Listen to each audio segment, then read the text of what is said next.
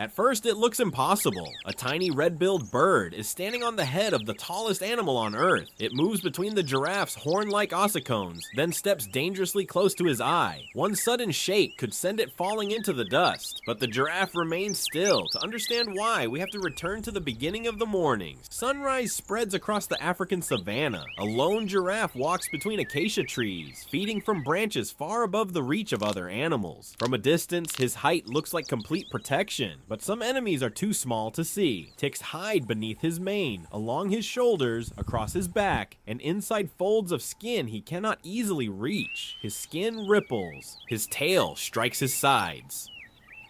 He twists his long neck, trying to bite at the irritation, but much of his own body remains beyond his reach. He rubs one shoulder against a rough tree trunk.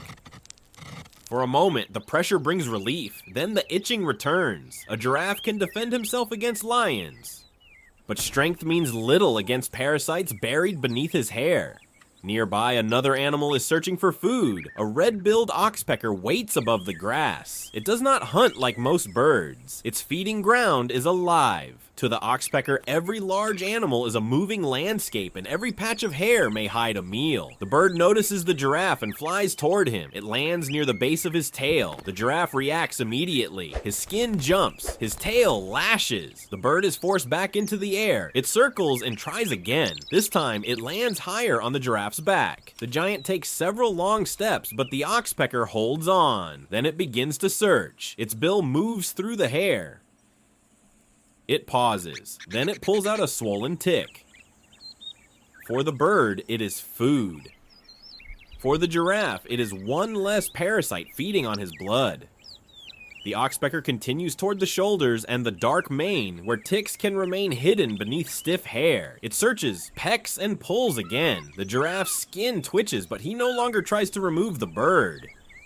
Now the oxpecker begins climbing the neck. The giraffe's long body moves beneath it like a living tower. The bird holds tightly until it reaches the head. Here, the danger increases. The skin around the ears and eyes is extremely sensitive. The oxpecker searches behind one ear. The giraffe flicks it away. The bird flutters, lands again, and approaches more carefully. It removes another parasite near the base of one ossicone. Then it steps closer to the eye. The giraffe closes his eyelid. For a moment, both animals remain perfectly still. Then the giraffe suddenly shakes his head. The bird loses its grip and drops beside his face. Its wings open just before it reaches the ground. Seconds later, it returns to the giraffe's back. This is not complete trust. The giraffe tolerates the bird only while the contact remains useful, and the oxpecker is not helping out of kindness. Ticks are food, but they are not the only thing it wants. Near the giraffe's shoulder, the bird discovers a small wound opened by a thorn. It pecks at the damaged skin. Fresh blood appears.